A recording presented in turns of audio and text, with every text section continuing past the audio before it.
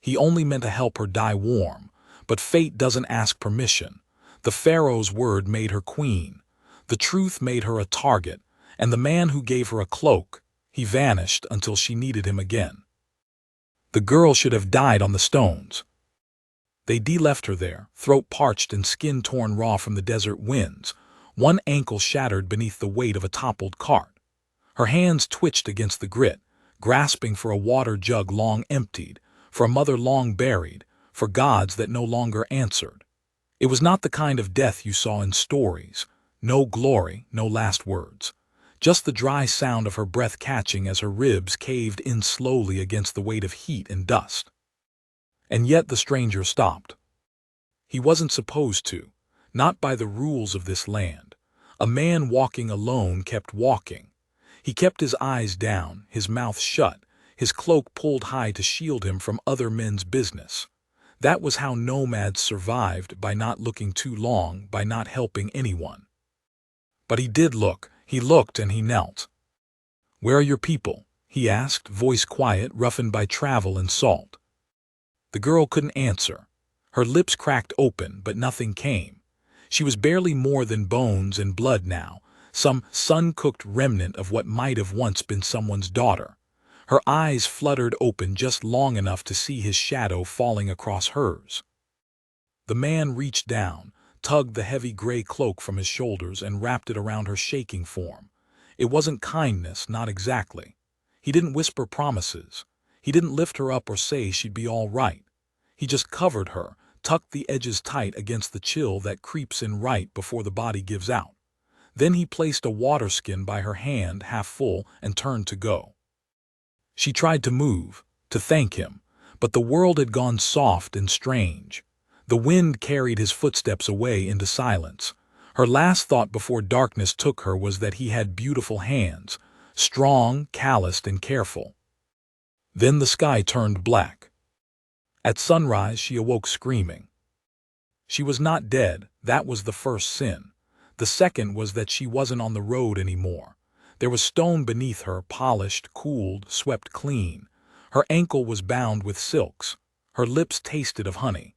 And hovering just beyond her reach was a face she did not recognize. "He said your name was Sayla," murmured a voice, smooth and low like someone used to being obeyed. "Is that true?" She blinked slowly, afraid to answer.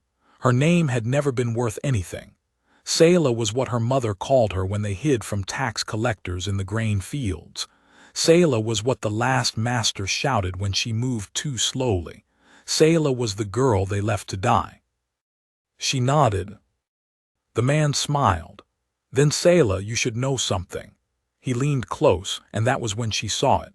The seal at his neck, the weight of the golden chain, the inked symbols traced down his wrists in blessing and law.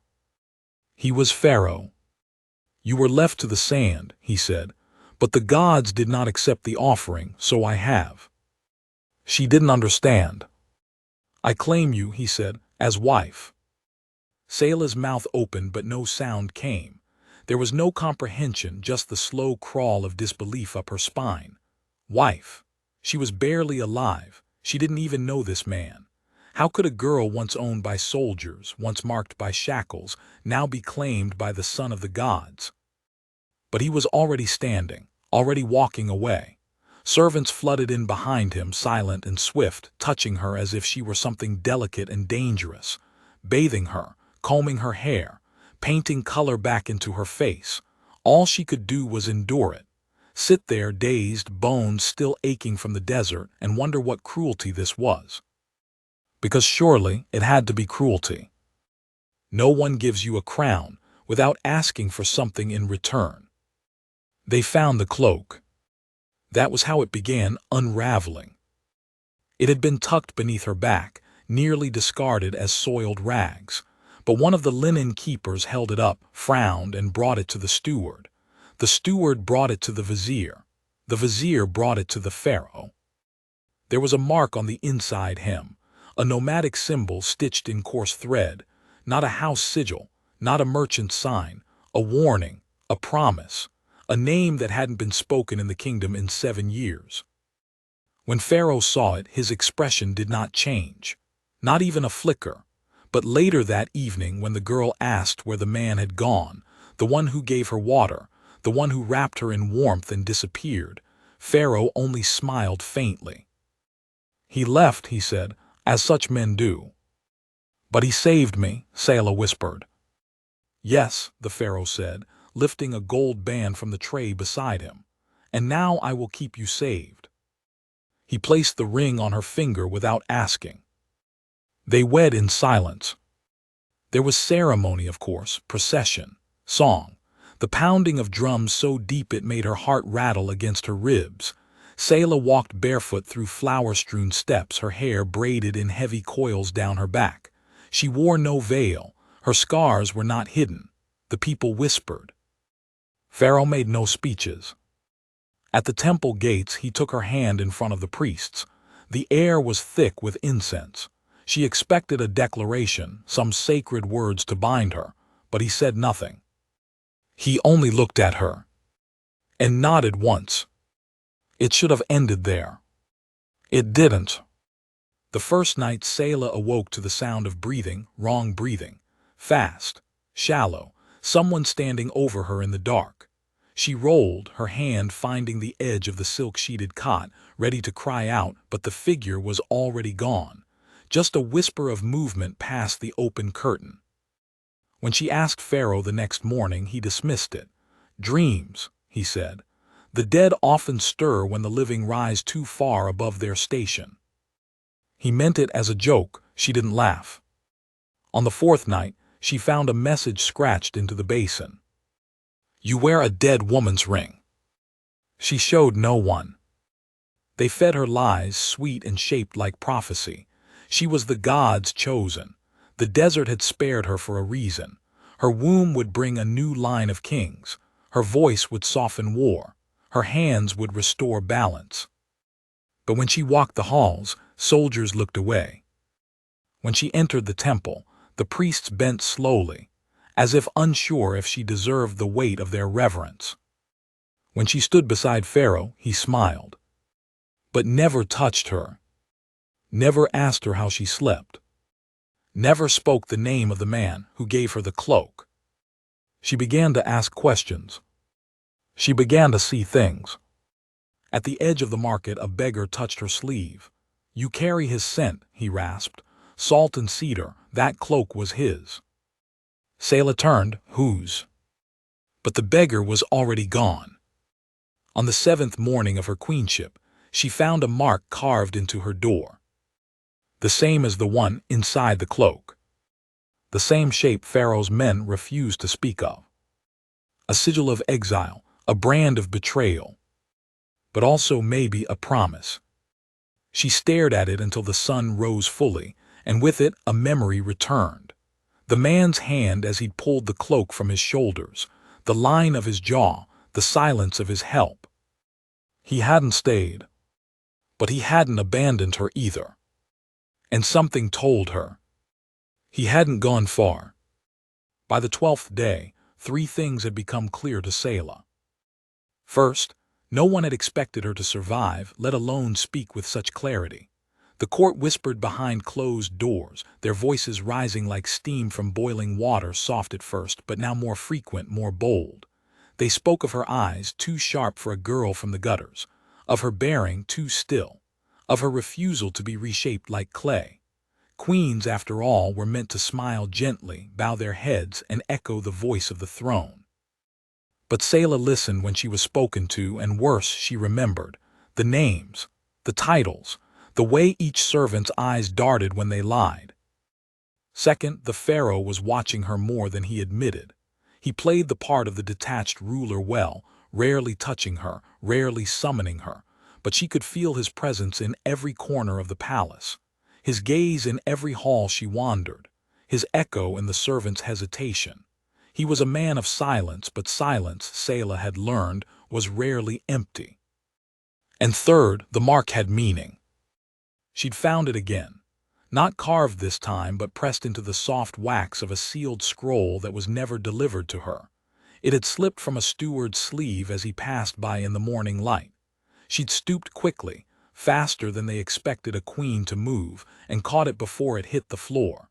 He'd frozen, flustered, bowed too deeply, then vanished down the corridor. She took the scroll to her chambers, broke the seal. Inside was no message, no edict, only a single strip of parchment with the word "Return" inked in black sand dust pigment. Beneath it, the mark again. Her fingers traced it slowly, heart thudding in her chest. It wasn't just a Nomad's sign, it was a summons. He'd been following the murders since the first. The Nomad had no name here, not one worth saying aloud. He'd given it up years ago when the desert turned against him and Pharaoh turned colder. But names were tools, and he still had others. In the northern quarter, they called him Sirash. In the southern ports, the Walker. But the man behind those names moved through the city like smoke, seen only when the air was still enough to notice. He hadn't meant to return, not after what happened with the old king, not after what they'd taken. But when he heard what the wind carried, rumors of a slave girl wed in silence, of a cloak not burned but wrapped in gold, he came back, not to reclaim her, not to claim anything, only to see if it was true. He didn't expect the bodies. 3 men dead, all strangled, all found near temple grounds, each with the mark carved into their chests, not sloppily but clean and deliberate, like someone knew the shape by heart. That mark wasn't meant for violence. It had been his father's, a family sigil lost in exile, a promise of protection, yes, but protection for the wandering, the hunted, the forgotten. Now it was soaked in blood. Sirash, no, that name didn't fit him anymore. He stood at the edge of the city's lower wall, watching firelight flicker from the palace windows. He saw her silhouette once, small and unmoving behind gauze drapes. She was alive, but for how long? Inside the palace, Selah didn't sleep. She paced. The scroll had unlocked something in her, an ache she couldn't name, a pull in her chest like gravity. The silence of Pharaoh's chambers made her skin itch. The gold on her wrists felt heavier now. Everything did. She hadn't asked for any of this throne, these eyes watching her from behind every pillar, these priests murmuring about bloodlines and omens. What she wanted, what her mind kept circling back to, was that cloak, that man. She didn't know his name, but she remembered the way his fingers tucked the wool beneath her chin. No other hand had touched her so gently since, not even the king's. By the 21st day, she knew she was being followed. She felt it first in the gardens, footsteps just behind her that vanished when she turned. Then in the temple baths, an echo, a cough, a shadow that lingered too long. She asked Pharaoh once offhandedly whether he'd assigned extra guards. He didn't answer. That same night, someone scratched another message into the frame of her dressing mirror. The gods only save what they mean to use. They came for her on the 25th day. It began with the lights. The ones in the corridor outside her chamber snuffed out all at once, 4 flames extinguished without sound. Then the curtain shifted. Then the dagger flashed. But she wasn't alone. The assassin's blade never touched her. One moment she was frozen in bed, too slow, too stunned to scream. The next, the attacker's wrist was caught midair by a hand that hadn't been there a breath before. The struggle was brief. A grunt, a crash, the rustle of silk and bare feet on stone, and then silence again. She looked up. He stood there breathing hard, the assassin's body slumped at his feet. His cloak was different now, black instead of gray, patched and dusty, but it was him. The same hands, the same sharp face. Only the eyes had changed. They were harder now, wilder, sadder. "You," she whispered. He didn't bow, didn't speak. Just looked at her like someone, remembering something they didn't want to. Then he turned to go. "No," she said, voice rising. "No, you don't get to disappear again." His hand froze on the curtain. "You left," she said. "You didn't even stay long enough to know if I lived." "I knew," he said, not turning around. "Then why didn't you come back?" He exhaled slowly. "Because I didn't give you that cloak to make you a queen." Then why? He turned now, met her gaze, because you looked cold. The silence that followed was deeper than any the palace had known. And in it something broke.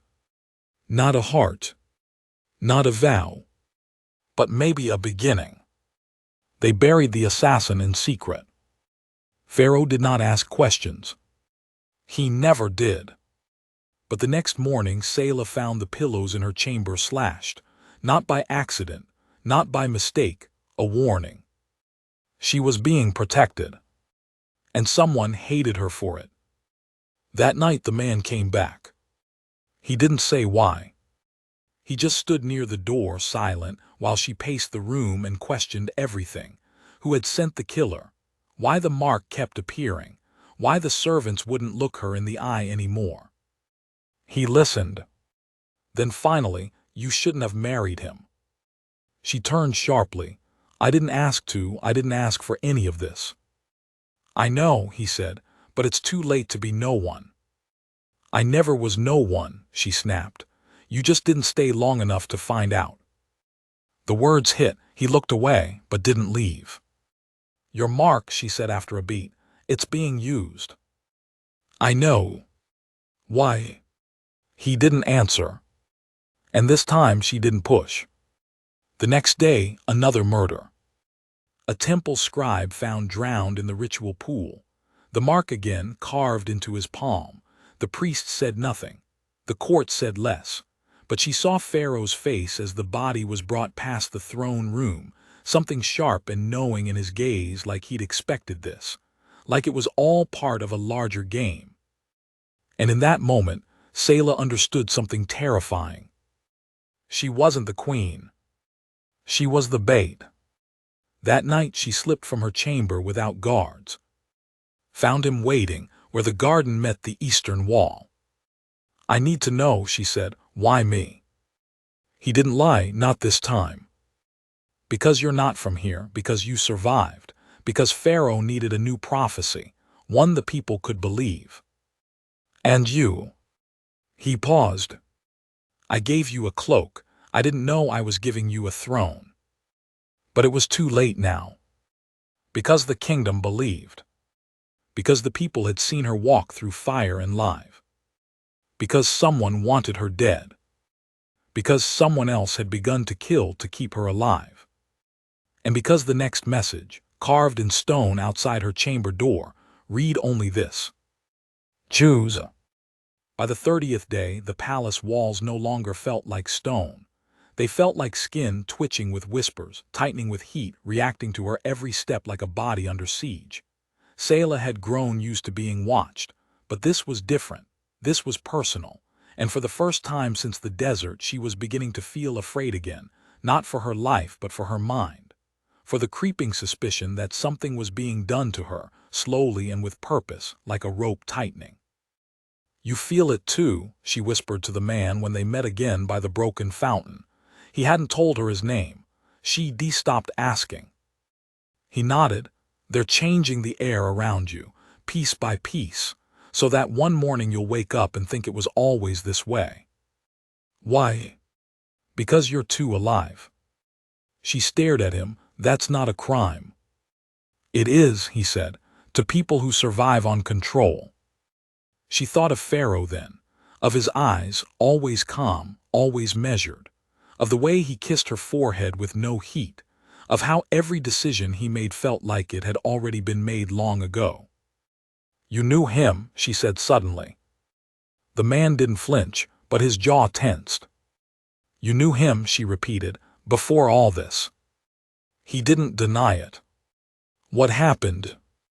I chose the wrong side. She wanted to ask more, to press, but she saw something in his face then, a closing off, like a door had been shut behind his eyes. Whatever happened between him and the Pharaoh was older than her, heavier than the throne she wore like borrowed armor. So instead she asked the only question that mattered. What do I do? He looked at her, really looked, and said, You survive.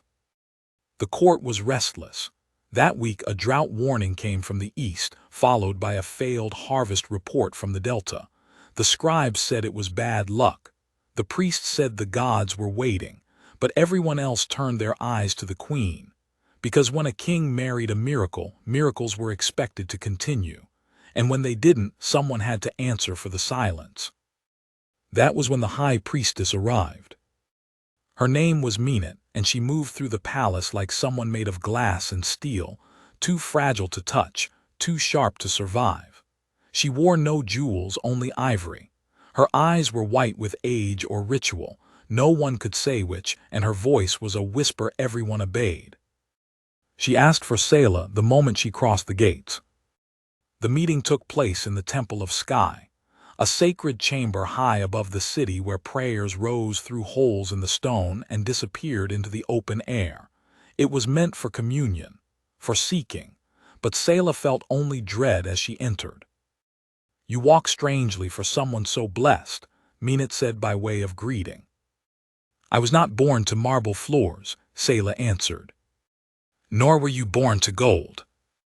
And yet here I am." The priestess smiled, thin and without warmth. Not everything that rises was meant to stay aloft. Sometimes the wind carries dust too high and the fall breaks it. Selah didn't flinch. "Then I hope it lands in your eyes." There was silence. Then slowly Minot approached. She smelled of ash and myrrh. "You were chosen for a reason," she said, "but we have not agreed what that reason is." "I didn't choose any of this." "No, but you haven't refused it either. That makes you responsible." "For what?" "For the expectations, for the faith, for the fear, and for what happens when it all begins to crack." That night, a riot broke out near the south wall. At first it was only voices, farmers demanding grain, mothers crying for clean water, but someone threw a torch, then a rock, then everything broke loose. Selah watched from the upper terrace as the guards rode out. She saw the fire, heard the screams. She turned to Pharaoh, who stood beside her with his hands clasped behind his back. "Do something," she said. "I already am." "They're dying." "They always die," he said softly. "The question is whether it means something." She stared at him, stunned. "You're testing them," she whispered. "I'm giving them clarity. The gods are silent, the queen is not. Let's see which one they blame." "You're using me." "I'm revealing you," he said, turning to face her. "If you're more than a story, now is the time to prove it." And then he walked away. She went to the city herself. Without guards, without permission. She wrapped herself in the cloak the man had returned to her, patched now but still warm, and walked barefoot through the ash-stained streets. People stared. Some knelt. Others recoiled. But she kept walking until she reached the edge of the square where the bodies lay and the fires still smoldered. A boy approached her, no older than 10. His hands were black with soot. "You're the desert girl," he said. She nodded. "Can you stop the burning?" "I don't know." He frowned. "Then why are you queen?" It was the most honest question she'd been asked. She knelt, took his hands in hers, maybe to learn how. And that was the first time the people truly saw her, not as a symbol, not as a story, but as someone real, someone who didn't flinch from their grief. The next morning, she found a body in her bathing chamber. Not a servant. Not a stranger. The high priestess Minot. Slumped beside the pool, her mouth filled with blood and sand. A dagger lay at her side. The guards called it suicide. Pharaoh called it tragedy, but Selah knew better. There was no mark this time, no sigil carved into skin, but there was something far worse. A message written on the mirror in her own bathwater. "You changed the story. Now it must end differently." She confronted Pharaoh that night. He didn't look surprised to see her. "Did you kill her?" "No." "Did you order it?" "No." "But you wanted it." "I wanted peace," he said. "She was making war." "With me?" "With the idea of you." Selah stared at him. "You don't believe in me." "I believe in control. And if I can't be controlled, Pharaoh's smile was slow, cold. Then you'll be tested. She left the palace that night. Not far, just to the garden, to the man waiting near the wall. She's dead, she said. I know. You said I had to survive. Yes. Then tell me how. He was quiet for a long time. Then finally he said, you stopped surviving. She blinked. What? You stopped playing their game. Stop dodging blades. Stop waiting for mercy. You stop surviving and you start choosing. Choosing what? What kind of queen you're going to be. In the days that followed, Selah changed. She stopped asking, started commanding. She spoke at council meetings, touched the sick, visited the farms. She issued decrees in her own name, not Pharaoh's. The people watched. The court whispered. The priests fumed. And then finally Pharaoh responded. He announced a festival, a grand celebration of her ascension. It would take place in the temple courtyard. All of Thebes would attend. There would be food, music, and speeches. And he said, a sacrifice. Selah stared at him across the council table. What kind of sacrifice? A criminal, he said smoothly, one bearing your mark. That night the man came to her with news. They're planning to execute someone in your name, publicly. I know. He'll make you watch. I know. The man paused. What do you want me to do? She looked at him, really looked. Find the one they mean to kill. He nodded. And bring him to me, she said, alive. 3 nights later, the man returned. Not with one prisoner, but 2.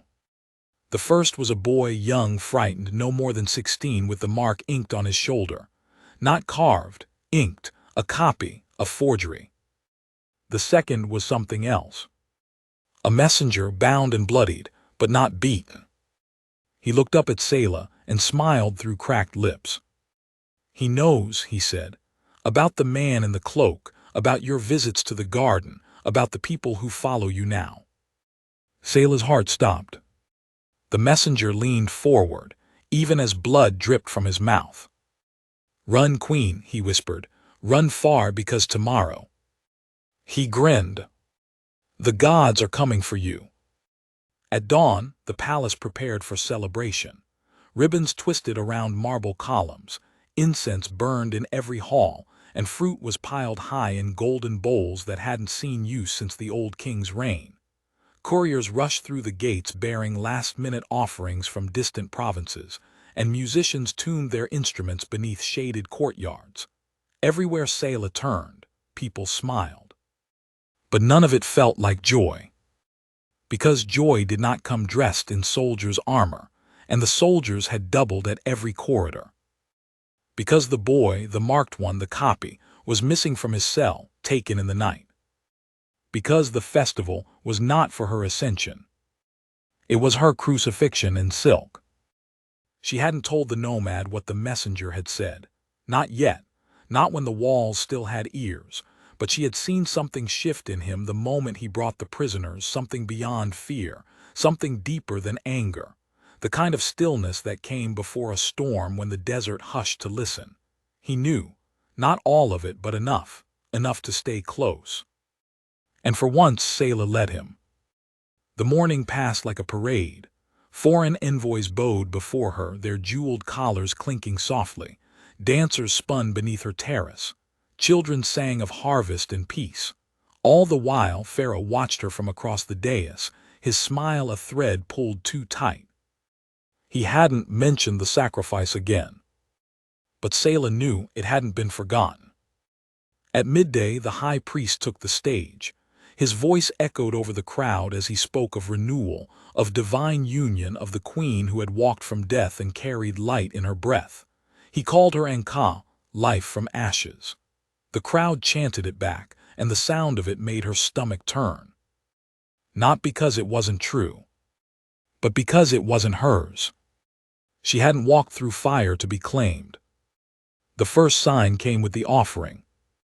It was meant to be symbolic, A bowl of milk, 3 figs, and a strip of silk dyed red. Traditional gifts, harmless. But the silk was cut in the shape of the mark. Deliberate, visible. And in that moment, Selah understood. This wasn't a festival. It was a warning to her followers. She rose before her name could be announced. Pharaoh watched her with a gaze that flickered only once, surprise maybe, or satisfaction. "My people," she said, stepping to the edge of the platform. Her voice carried, she made sure it did. "You've sung songs in my name. You've burned incense to statues of me. You've called me risen, blessed, divine." A pause, she let it linger. "I am none of those things." A murmur swept the crowd. "I did not rise from the grave. I was pulled from it. By a man who asked nothing of me but warmth. I am not your miracle. I am not your prophecy. I am a girl who nearly died in the sand and lived only because someone chose kindness over coin." Behind her the guards stirred. "I speak now not to the priests, not to the throne, but to you." She pointed, not to the nobles but to the farmers at the back, the water bearers, the bread makers and linen washers. "I see you. I remember what it means to starve. I remember what it is to be stepped over, forgotten." She turned slowly to the Pharaoh. Their eyes met. "I am not the queen you chose," she said softly. "I am the queen who is choosing herself." Gasps rippled like waves. And then, without turning from him, she added, "You said there would be a sacrifice." Pharaoh rose. "There will be." His voice was calm, collected. A signal was given. And from the far side of the square, 2 guards dragged a figure forward, shackled, bloodied, hair matted with sweat. The Nomad. Selah's breath caught. He didn't struggle. He didn't speak. He walked with the same tired grace he'd always had, as if the weight on his shoulders had always been there, and maybe it had. Pharaoh descended the dais slowly, stood before the crowd with the Nomad beside him, then turned to address them. "For weeks we have been watched, tested. A mark has appeared, one we did not name, one that stains the bodies of the dead and whispers rebellion into our peace." He gestured to the Nomad. "This man is the source, a vagrant, a traitor, a false prophet. He has broken the seal of sanctity and lured the queen away from her path. Today we cleanse." The crowd was silent. Selah stepped forward. "No," she said. Pharaoh raised an eyebrow. "This is not justice," she continued. "This is fear." He tilted his head. "Would you protect him?" "I would protect truth." "Then name it." She looked out, at the crowd, at the boy who had once asked why she was queen if she could not stop the burning, at the child clinging to his mother's skirt in the heat, at the market girls whispering behind hands. Then she looked back at the man beside Pharaoh, the man who had once given her a cloak, and in doing so, given her everything. "I name him my husband." Silence. Then uproar. Pharaoh didn't move, didn't breathe. The entire square roared with confusion, disbelief, anger. "You cannot," Pharaoh said quietly. "You are already bound." Selah stepped off the platform. "I was bound to a symbol, not a man." "Then I revoke it," he said. "You can't." "Why?" "Because the people just saw me choose." They didn't execute him. They couldn't, not without starting a riot. But Pharaoh didn't release him either. Instead, the Nomad was dragged away, not to the dungeons, but to the Tower of Breath, a prison for traitors too dangerous to kill. It rose above the city like a silent finger pointed at the gods, and no one had ever come back from it. Selah wasn't allowed to follow. The priests forbade it. The court dissolved in panic. Pharaoh vanished, and the city turned to ash again. That night she found her chambers guarded. 2 men in iron, not gold. Inside, everything she owned had been touched, the silks folded differently, the mirror slightly tilted, Her writing tools replaced. The scrolls in her drawer were missing, but they hadn't taken the cloak. They hadn't dared.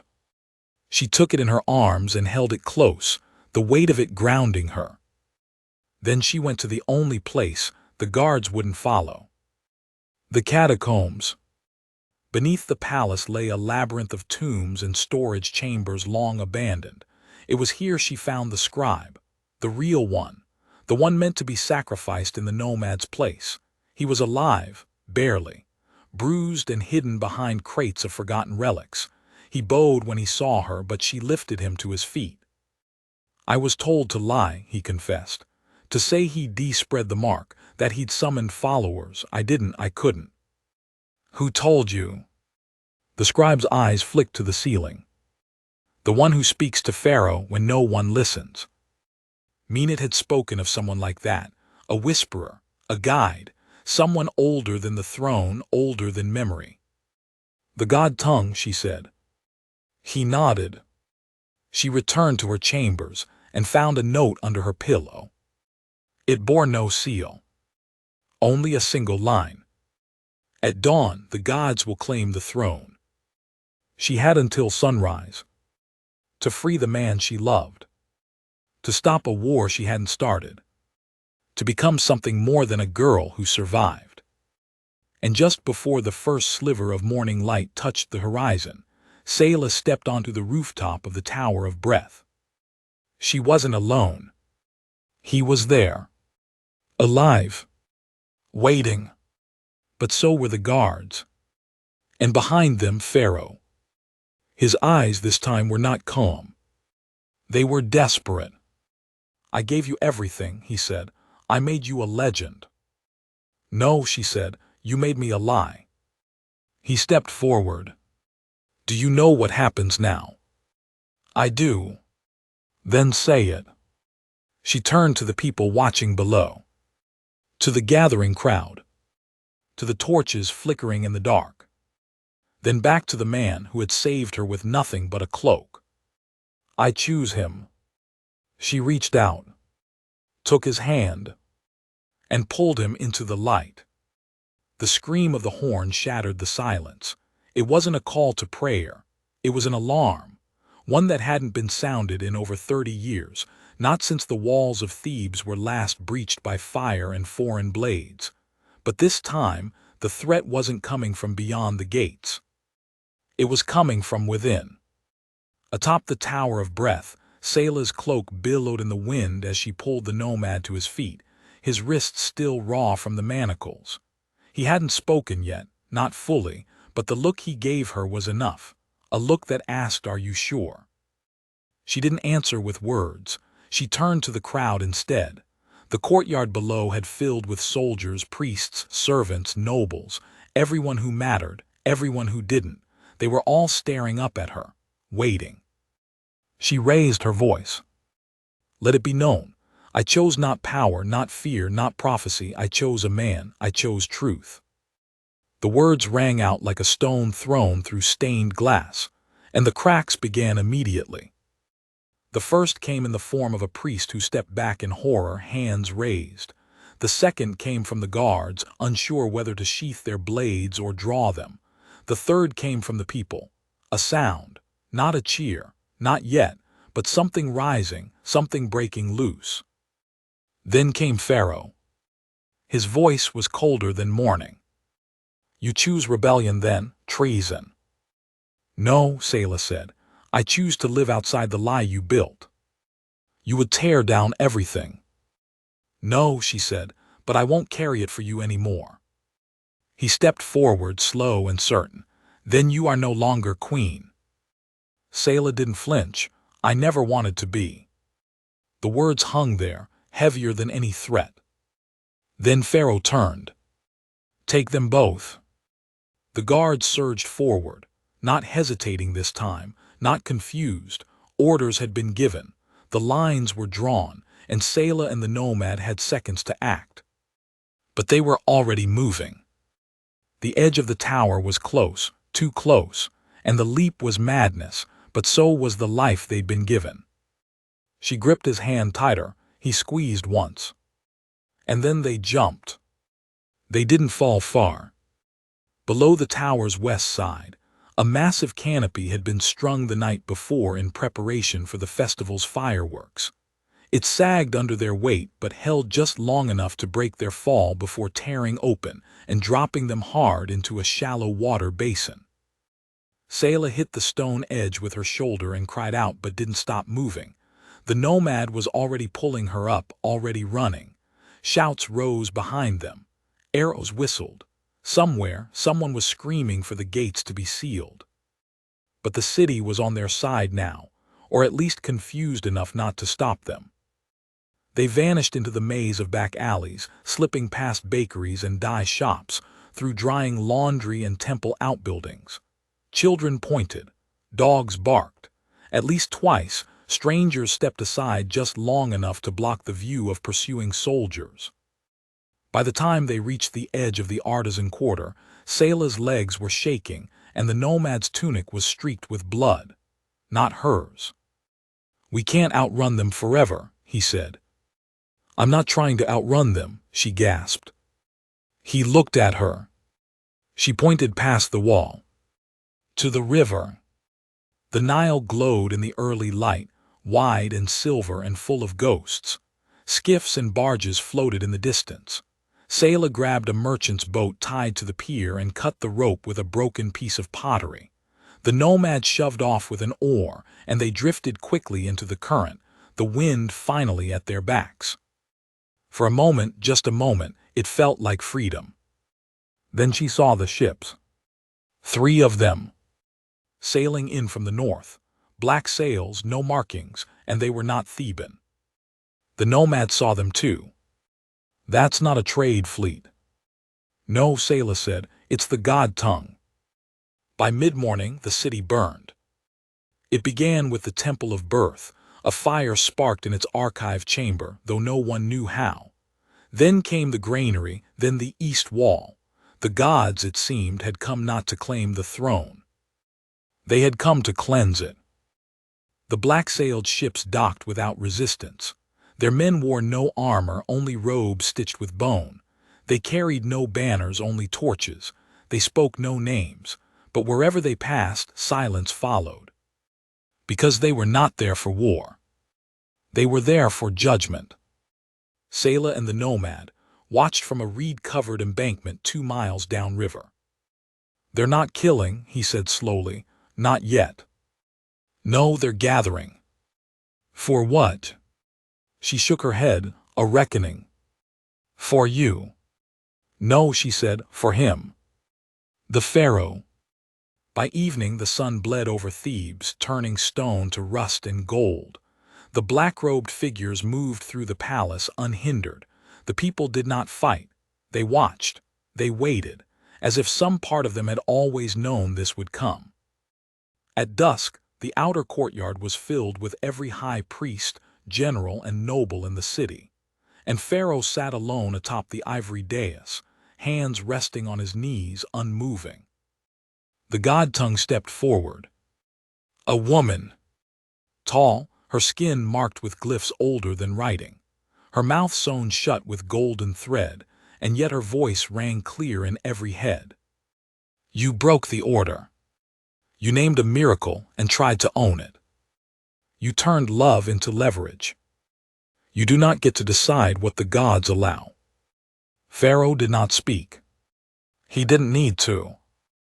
Because the moment her voice stopped, his guards, every last one, turned away from him. And knelt. Sayla returned on foot. At midnight. She didn't sneak through shadows.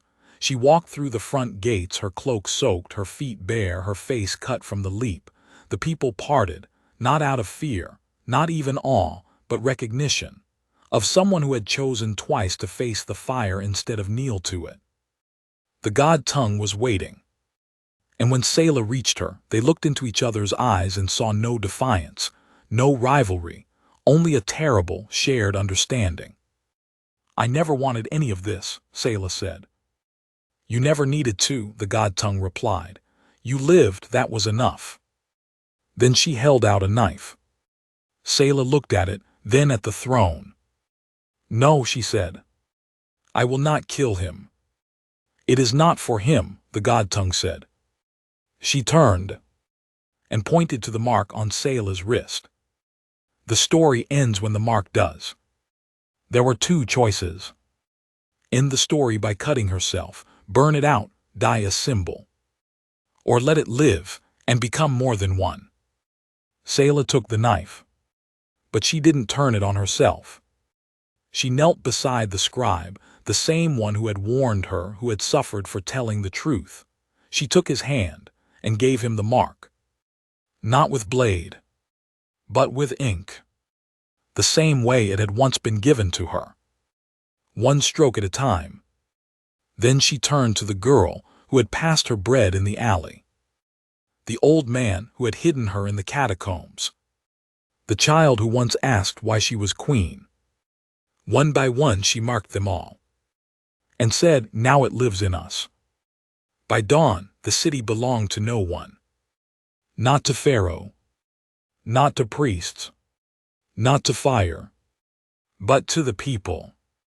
The throne was empty. The story unending. And in a small garden behind the palace, where once only ghosts walked, a man placed his cloak around a woman's shoulders and whispered, I would have chosen you in any life. And Sayla, queen of nothing and everything, closed her eyes and said, then let this be the first one we live together. Peace arrived softly, wearing no crown. No proclamation was made, no armies marched in triumph. There were no parades through the street, no banners hung from windows. The city simply stopped, like a fire that had devoured everything it could find, then smoldered into ash. The courtyards grew quiet. The torches stayed lit only for warmth, not war, and the Nile ran silver again instead of red. In the first days, Sayla did not speak to the people. She walked among them instead. She helped rebuild market stalls, pulling beams from the wreckage with bloodied hands. She wrapped bandages for the wounded. She boiled lentils beside girls who still flinched when footsteps neared. She learned their names, not the names sung in temple chants or carved into tombs, but names like Hemi and Taurus and Nok, names that had never once mattered to the palace. And for the first time, they mattered now.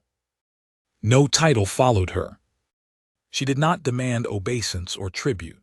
She slept on a cot in the old scribe's quarters, with no guards at her door and no jewels at her throat. The only thing she wore with pride was the faded strip of cloth, his cloak, tied loosely around her shoulders each morning.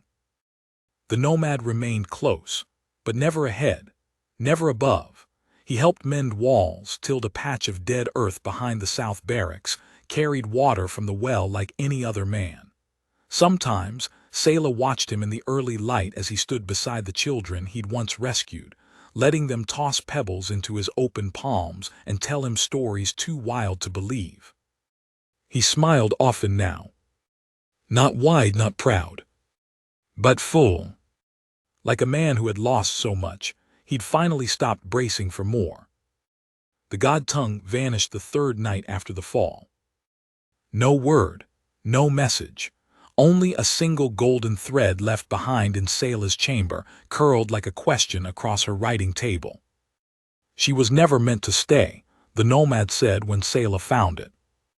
No, Sayla agreed, her fingers brushing the thread, but I wonder if she left something behind. He looked at her, puzzled, and she pointed to the city. They followed her because she whispered power, but they followed me because I refused it. Do you think that'll last? I don't know, she said quietly, but I know what it cost, and I won't trade one throne for another. By the second week, new questions rose like weeds. Who would lead? How would they govern? The Council of Scribes nominated Sayla. She refused. The merchants offered a trade guild charter, naming her as matron. She burned it. A small band of young men, too eager, too loud, declared her a living goddess and tried to restore the temples in her name. She tore the banners down herself. I don't need statues, she said, loud enough for them to hear. I need granaries full and streets without blood. Still, whispers gathered. Whispers always do. Some called her mad, others called her saint. A few even claimed she had died, and the woman walking among them now was not Selah at all but something else wearing her shape. Only the children didn't care. They brought her broken bracelets to fix and figs still warm from the sun. They climbed into her lap during story circles. They braided her hair without asking. And Selah let them. She knew it would not last. But for now, it was enough. The first real threat didn't come from within. It came from the salt plains. Caravans stopped arriving. A messenger came, breathless, bloodied. Raiders had seized the eastern route, men who once called themselves guards of the old regime. Soldiers who fled the city before the god tongue's judgment and now sought to carve their own empire in the wreckage. They called themselves the sons of the second son. They named Pharaoh a martyr, and they swore vengeance for his fall. Selah gathered a circle of 12, not warriors but workers. The baker, the smith, the scribe, the widow who ran the orphan hall. The nomad stood beside her, silent but steady. "We do not need a war," she told them. "We need a warning." "You mean a threat," said the smith. "I mean a story." And so she gave them one. A week later, the sons of the second son found their outpost burned to ash. Not from fire, from salt.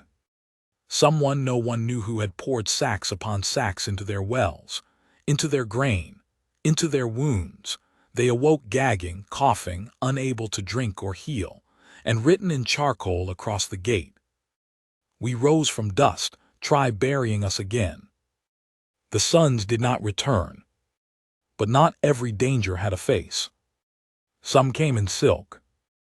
The envoy from the southern border arrived with a gift of lapis and gold, smiling wide and bowing low.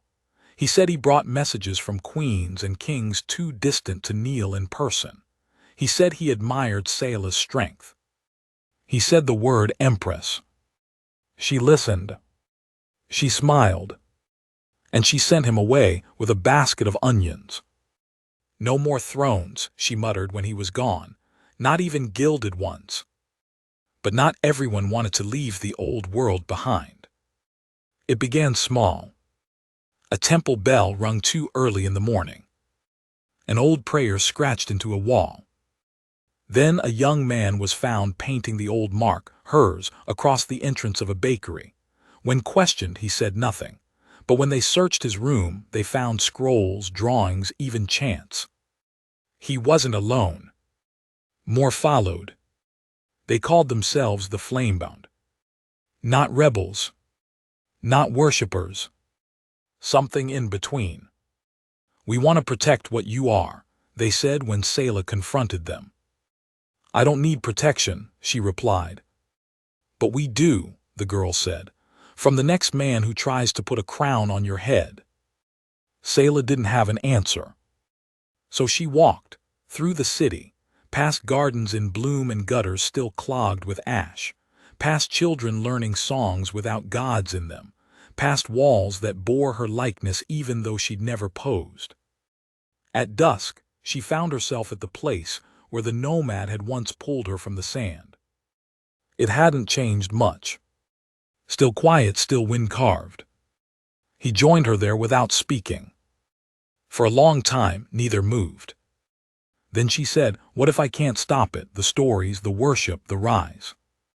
"You can't," he said simply. She turned, startled. "You don't think I can?" "No, I know you can't." "Then what do I do?" He looked at her, long, careful. "You choose what kind of story they tell." That night, she did something no queen had ever done. She opened the palace gates and let anyone walk through them. No guards. No ceremony. Just space. For questions. For food. For rest. And when a boy asked to sit on the throne, she said yes. He climbed up awkwardly, feet dangling, crown too big on his head. And Selah smiled, because he did not ask for power. He asked for more figs. The next day she gathered the scribes. She dictated a new record, not of her rule but of her refusal to rule. She ordered them to write not of victory but of survival, not of prophecy but of choice. And when they asked what to call it, she said, "Call it the Cloak and the Ash." At dawn she walked to the river. The Nomad was there, as always. But this time she held something. The mark, painted on linen, carefully folded. She handed it to him and said, "It's time." He nodded. Together they placed it in a reed basket and let the Nile carry it away. Not to be destroyed, not to be forgotten, but to drift, to float, to reach whatever shore it needed to. The first whisper arrived with the wind. A grain merchant returned from the border with a rumor stitched to his breath that in the salt marshes east of the Red Throat Ridge, a man had begun speaking in the old tongue, the tongue of thrones and fire, and that crowds were gathering. They called him Ashanai, said he wore a mask of charred clay and spoke with Pharaoh's voice. Selah heard the whisper and did nothing, not because she didn't believe it, but because belief was exactly what men like Ashanai fed on. Still that night, she found herself staring longer than usual into the fire, her hands motionless around the small wooden comb she'd been carving for Leary, the girl who always braided her hair too tight. She felt the Nomad's eyes on her before he spoke. "You're not sleeping. Neither are you." He didn't argue. Then quietly, "Is it starting again?" She nodded but didn't say yes, because it had never really stopped. 2 days later, a caravan arrived bearing no goods, only injured. A boy of 11 with burned scars down his back, a midwife who had both her hands shattered, a priest with one eye missing, the other two proud to weep. They had fled from the salt plains. They brought no message, only silence. But silence, Selah had learned, could scream. She called a meeting at dusk. The circle of 12 gathered around the old stone table beneath the banyan tree behind the palace ruins. Candles flickered in old wine bottles. The baker brought dates. The smith sharpened his blade quietly while others spoke. "We ignore him, he spreads," said the widow. "We confront him, he claims martyrdom." "We could send spies," offered the scribe. "No more shadows," Selah said. "If we stand in daylight." "What will you do?" asked the merchant's son, younger than the rest but bold in the way only youth can be. "I will go to him," she said. The road east was dry as bone and just as brittle. She wore no crown, no cloak, just sand-colored cloth and a dagger tucked into her boot. The Nomad rode with her as always but said nothing of the decision. His silence wasn't agreement or dissent, it was trust, and she wore it heavier than armor. By the second day, the air turned metallic. Salt crept into their nostrils. Birds vanished from the sky. And on the third morning, the first sign appeared. A man crucified on a twisted cedar pole, his chest marked with ink that had blistered in the sun. "Liar of the Flame," it read. Selah swallowed bile and rode on. The village was nothing more than a sprawl of tents and scorched stone. Fires burned in shallow pits. Children with ash smeared across their cheeks watched her pass, eyes too hollow to be curious. At the center stood the shrine. It had once been a grain silo. Now it was painted black, encircled by spears driven point first into the earth. Ashanai stood at the top, flanked by 2 men in sun-bleached armor. He wore a robe of undyed linen and a mask shaped like a skull, the eye sockets burned out and rimmed with soot. When he spoke, the crowd stopped breathing. "I wondered when you'd come." Selah said nothing. She didn't bow, didn't flinch. She stepped forward. "I heard your name." "It is not my name," he said. "It's what was left when my name burned away." Sayla's fingers twitched at her side. Then let's start with what you want. I want order, he said calmly. Not the chaos you gave them, not the hunger disguised as choice. I want the truth restored.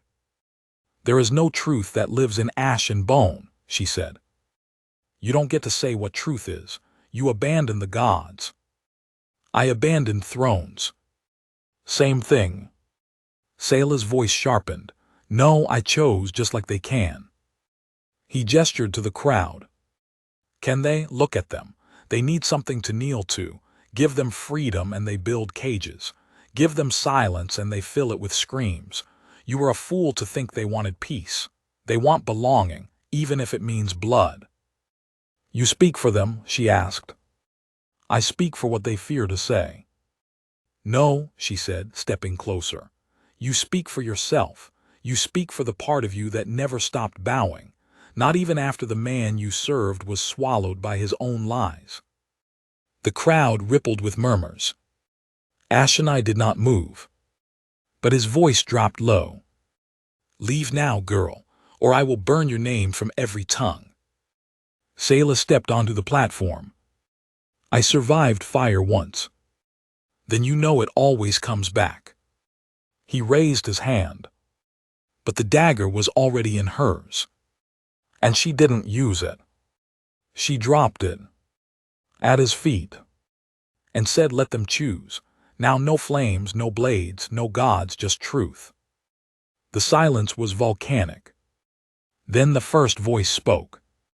A child S. She gave me bread. Then another. She carried my mother when she was too weak to walk. Then more. She has no palace. She shares her water. She never called herself queen. The murmur turned to chorus. And for the first time, Ash and I stepped back. Just one step. But it was enough. Because power, once questioned, dies quickly. Sayla turned to the crowd. If you follow him with open eyes. If you follow me, know I lead nowhere, only with you. And then she walked away. And the people followed. That night the tent city emptied. Ash and I did not pursue. But in the quiet that followed, someone found his mask shattered. And no body beneath it. The walk home was long, but it felt shorter than the road east. Children played by the edge of the marsh. An old man handed her a fig with a trembling smile. A woman placed a ribbon in her hair and said nothing, only nodded. At the gates, the circle of 12 waited. She had no speech. Only one word. Enough. But the gods were not done yet. Not all of them.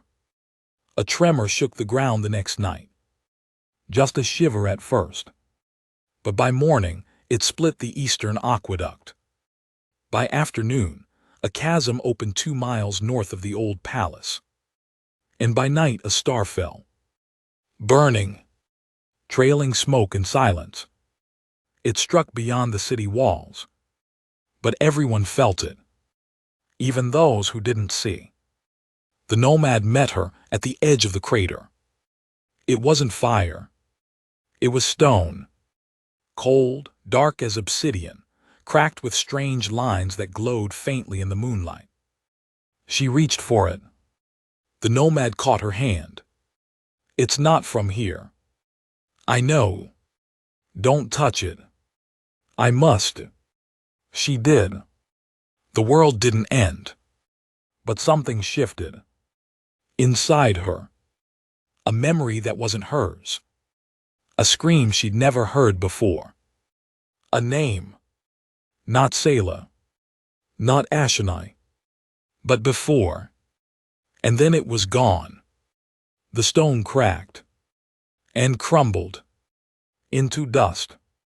She didn't speak of it after. Not even to the Nomad. But in her sleep, she whispered the name again and again. Not knowing why. Or who it belonged to. Only that it felt like a warning. The people noticed her quiet, but didn't question it. The city was blooming, Children learned to write their own names. Bread was shared without price. The first school opened in the ruins of the old armory. There were no thrones, no chains, only circles. Circles and stories.